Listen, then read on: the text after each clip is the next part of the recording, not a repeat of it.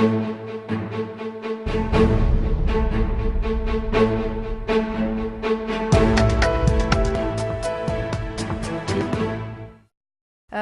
talk about corporate debt. In the past week, we've learned that loans to 10 most highly valued conglomerates has increased fivefold.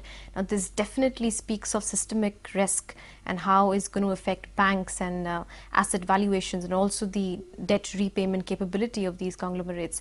How do you view this? Well, it's something we've known for some time, and the numbers are stark. You know, when you see the numbers, you know something is happening.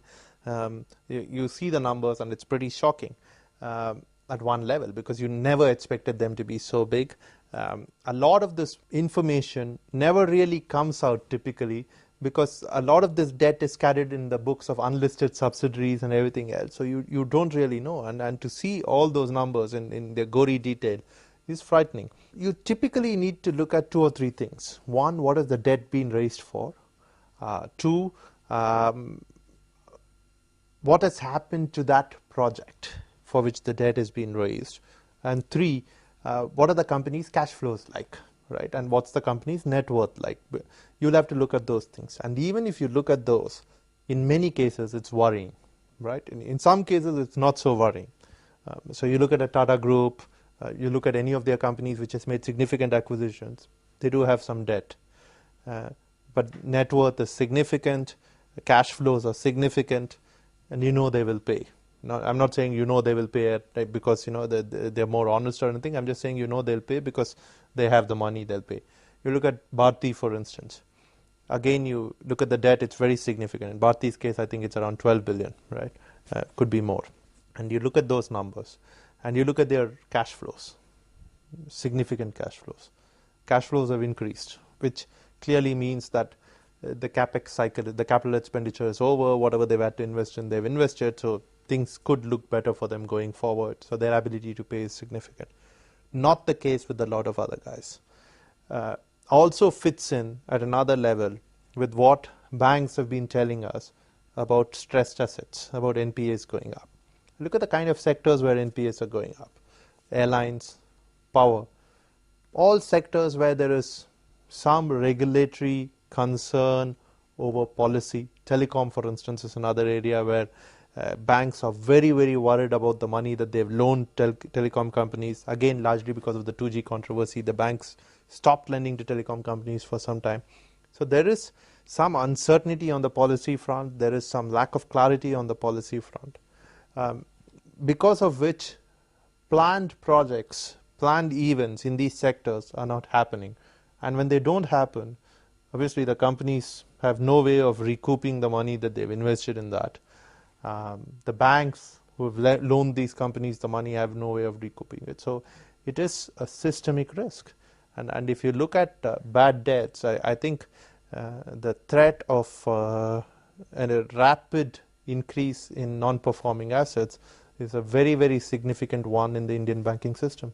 You're talking of NPAs, banks usually hold the sentiment that if we ask the company to repay back, it's going to eventually turn out to be an NPA, and they're going to use more loans, they're going to take more loans to pay the current loans, which increases their credit limits. So, and it goes on in a cycle. So do you think there's any point of resolution, considering it just goes on with the cycle? See, there has been some, over the last 6 to 8 months, there's been an increase in what they call corporate debt restructuring activity. Now, this happens under the aegis of the Reserve Bank of India, and a lot of companies are resorting to it. And I think that's a good move, because during the boom years, during the glory years, you obviously borrowed a lot of money. You put that money in many projects. Some of those projects worked, some of those projects didn't work.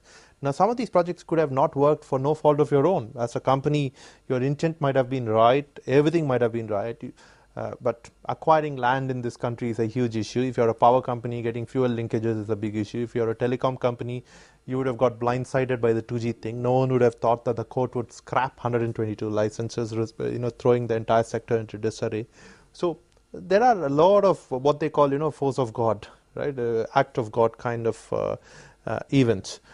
So companies will want to get out of this mess, the good companies. And the way to do it is to sit down with the banks, the consortium of banks that have lent to you, that have loaned money to you, and to say, let's work this out, and you do some kind of restructuring, you reschedule your payments, the banks take a little bit of a write-off, but it works. So I think there's been an increase in debt restructuring activity. The worrying thing is with companies that are obviously not going to be able to pay back this amount. And what happens in that case? In that case, what you said, throwing good money after bad is not going to produce any results. It might produce some temporary results. But I think what you have in those cases are investments that have been made in businesses where these companies don't really have a great competitive advantage. Right? They've just gone out and done something saying, okay, we can get this done.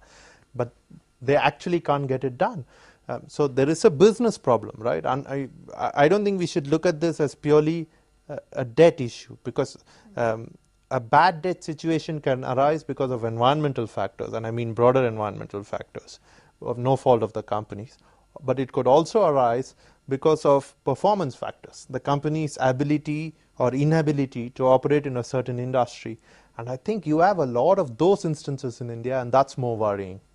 Also, at the macro level, we're constantly talking about concentration risks. Can you elaborate a little bit on that? When you look at the corporate sector, it happens at two levels, right? One is concentration to a few conglomerates, right? There are a few conglomerates which really have borrowed a lot of money. The other one is a few sectors, right? And now you don't want that kind of thing. Typically, if you're a lender, or a broader level, if you're a lending system, you want that risk to be diversified across a variety of companies, variety of sectors. That hasn't really happened. And unfortunately, I think this is because what you're seeing in India is an equal mix of what I said as cause A, which is environmental, which affects all companies in a certain sector, and cause B, which is a company's own performance issues. If it's just cause B, which is performance issues, your risk tends to be usually a very diversified kind of risk, right? Because it isn't necessary that you take cars, for instance, you'll find one good company, you'll find one bad company. It's like a bell curve. It's like everything else. But that's not the case now. Because of cause A, the environmental issues, you find an entire sector is under threat. Also, these crops are cushioned by a minimum support price, but it is still not clear whether the government is going to continue purchase of these at the minimum support price or not, which will, if not, will affect the farmers drastically, and in return inflation. So looking at this current... No, I think the government will continue to buy, simply because 2014 is an election year. This is one area where the government does not mess up. You look at the last 5 years, even if you don't want to look beyond that, you look at the last 5 years, the minimum support price across crops has consistently gone up. So the government is going to be nice to farmers. It will do what it needs to do. Okay, so I'll trust your sentiment on that. Let's talk of cricket. Kevin Pietersen, the South African born, has now been dropped out of the English cricket and also been dropped out of the World 2020. Now, the reason that they give is obviously because there were some provocative messages that he criticized the captain.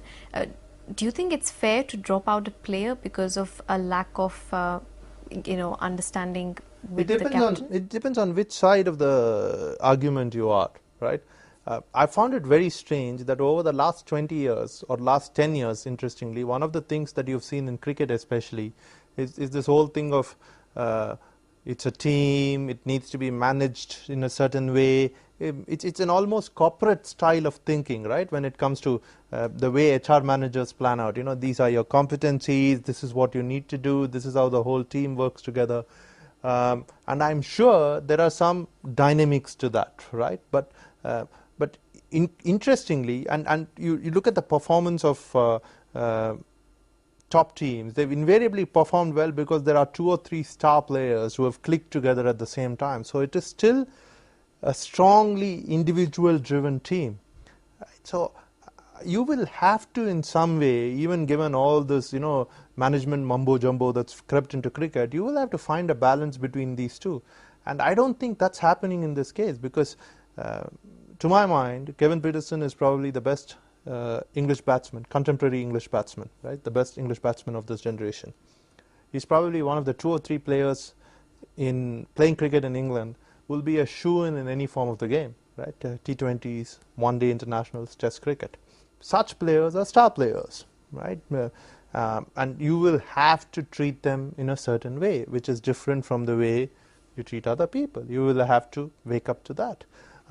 It's even companies do that with their star performers, right? Star performers are given far more leeway than other performers. So I just think in this desire to really, I don't want to say corporatize, because it's not really corporatization, but in the desire to really apply what modern scientific management techniques to cricket, I think people like Peterson probably end up on the wrong side of those deals. India, for instance, does a great job of it. For instance, like Sachin Tendulkar gets to choose which series he plays in and which series he doesn't. Now, if you were to strongly believe in this whole, it's a team, it's a company, these people learn by playing together and they fit together, there are synergies, then obviously, someone coming in and then going out and then sitting out for almost 6 months and then coming back and playing isn't going to help that cause. So I think India recognizes the fact that there are players whose individual talent is so significant that you have to treat them differently. England probably doesn't realize that.